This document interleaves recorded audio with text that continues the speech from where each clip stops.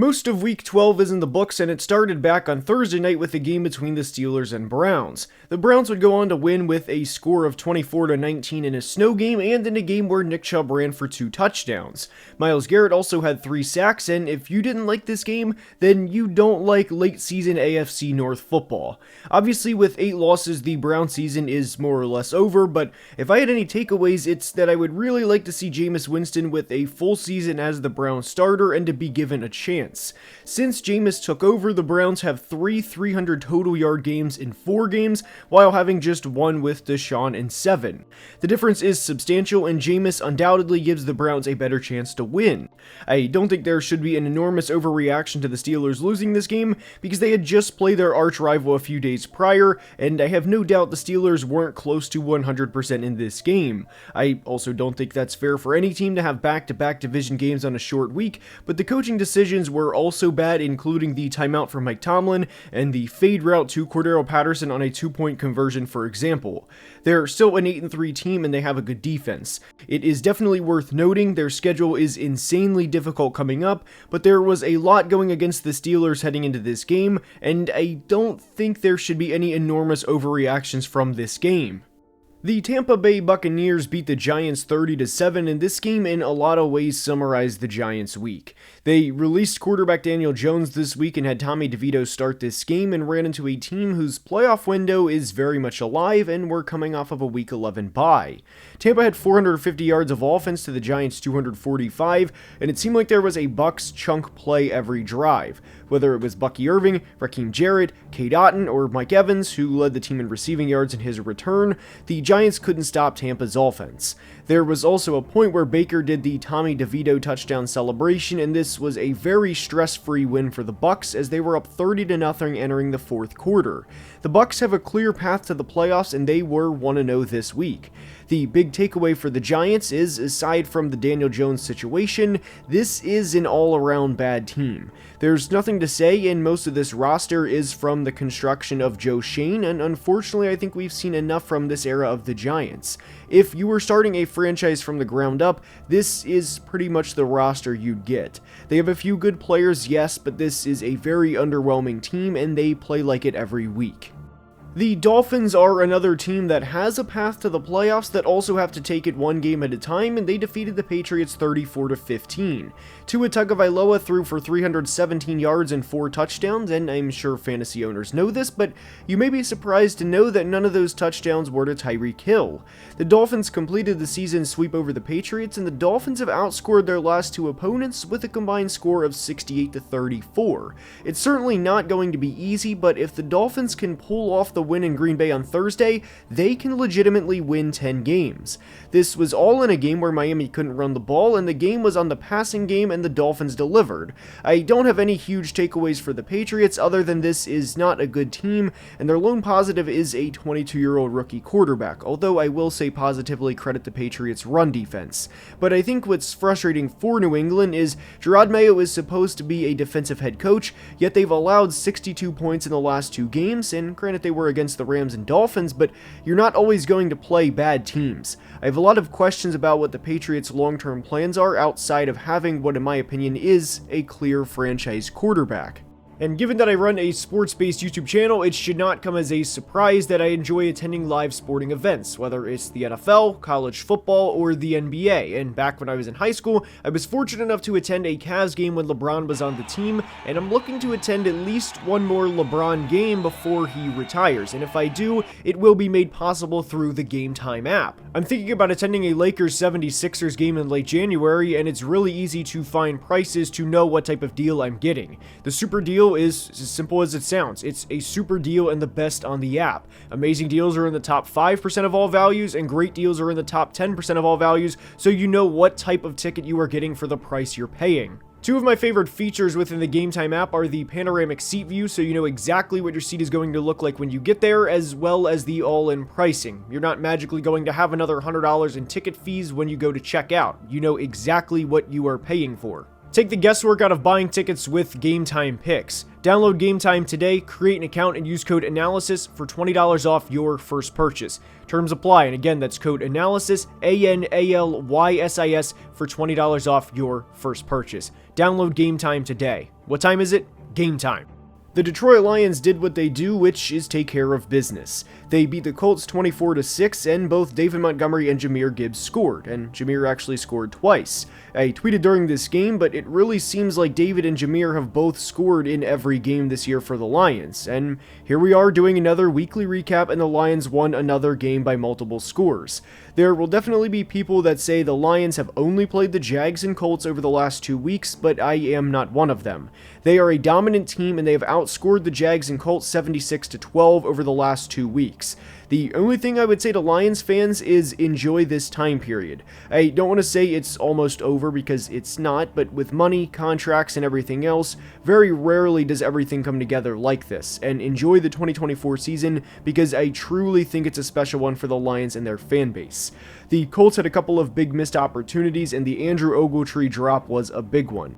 The Colts were also outmatched in this game in a big way, and it showed. The Lions dominated this game in the trenches, and Indy really didn't stand a chance. Jonathan Taylor had a 14-yard run at a point and only had 35 rushing yards on the day, meaning if you take away one outlier, he had 10 carries for 21 yards on his other 10 carries.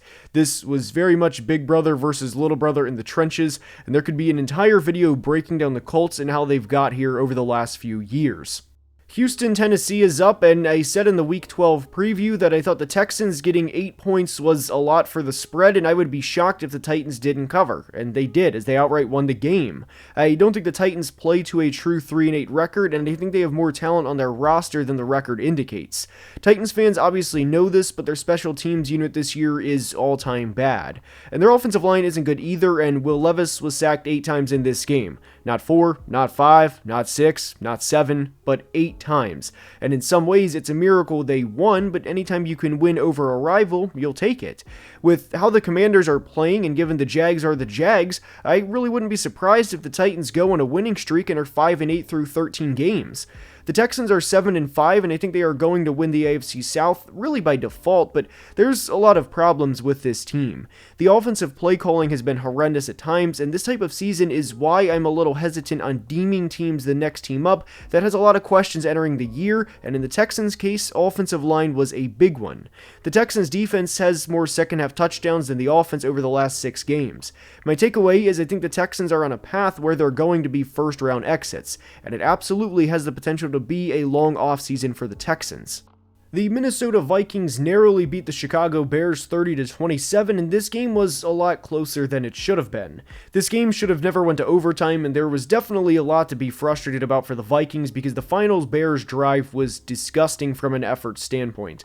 But anytime you can win 3 straight road games and improve to 9-2, it's hard to be too upset. An ugly win will always beat a pretty loss, and I think that's the takeaway for Minnesota.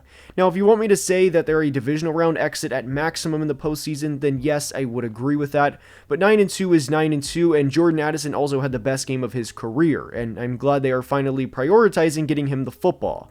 I also think this was the best case scenario for Chicago. Caleb Williams looked great in this game, and there were countless plays where he hit a receiver on a closing window just over the outstretched defender, and he had what I thought was the best game of his rookie year, with Jacksonville or Carolina being the other contenders. I know the Bears are 4-7, but your number 1 overall pick looked phenomenal, and Bears fans know it's another day closer to the end of the Matt Eberflus era.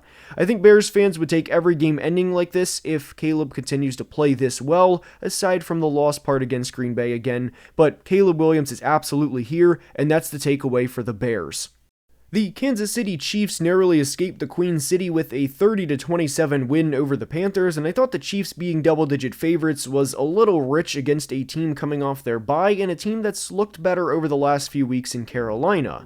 Noah Gray had a multi-touchdown game for the 2nd consecutive week, and some are asking if he's the best tight end on the roster.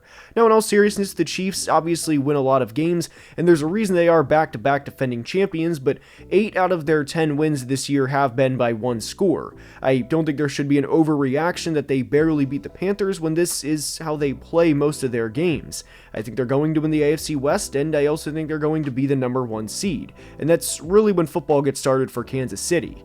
Now, the Panthers have a lot to take away from this game. Bryce Young looked completely different than he has in any other game as a pro. He truly looked like the guy, and this was extremely encouraging because of everything that's transpired over the past few months. I know moral victories are not what fans want, but this was one of the best games the Panthers have played over the past 2 years when you factor in what all of it means. I hope, and I really hope, this is a sign of things to come.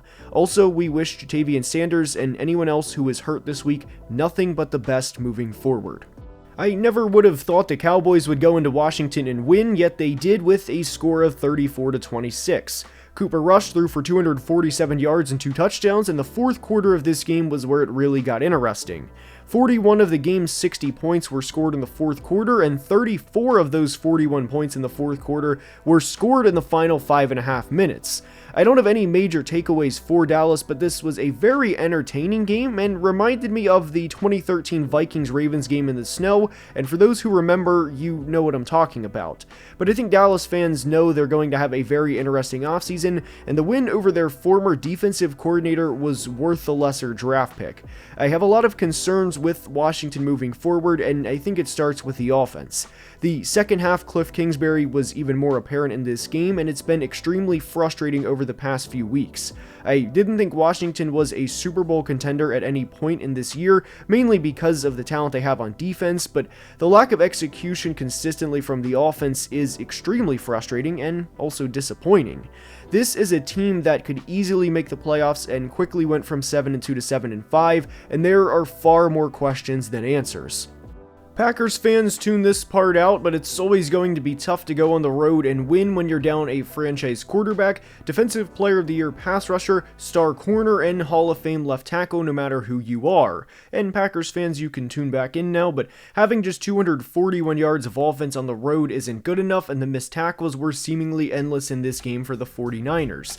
Jeff Hafley called a great game and did the logical thing, which was to shut down Christian McCaffrey and force Brandon Allen to beat them on the road. CMC only had 31 rushing yards, and it was a very long day for the 49ers, and they play in Buffalo next week, and I think that will be a loss for them whether they are healthier or not. If you would have said to a Packers fan that Josh Jacobs would run for 106 yards and 3 touchdowns in a 4-touchdown win over the 49ers in March, they would have signed up for it no matter what. Green Bay dominated this game in the trenches, and as we get more into December and January, they are going to need to be able to win games like this on the frozen tundra.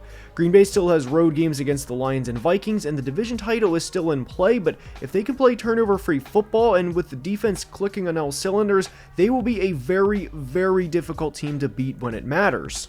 The Raiders fell to 2-9 with a 29-19 loss to the Broncos, and we discussed this in the Week 12 preview, but heading into a game with Gardner Minshew, Sincere McCormick, and Amir Abdullah as your starting quarterback and top 2 running backs in 2024 is not going to win you many games. The Raiders were actually up at half as they had a 13-point second quarter, which was an offensive explosion for them, but Gardner eventually broke his collarbone later in the game and is unfortunately out for the year, and we of course wish him the best.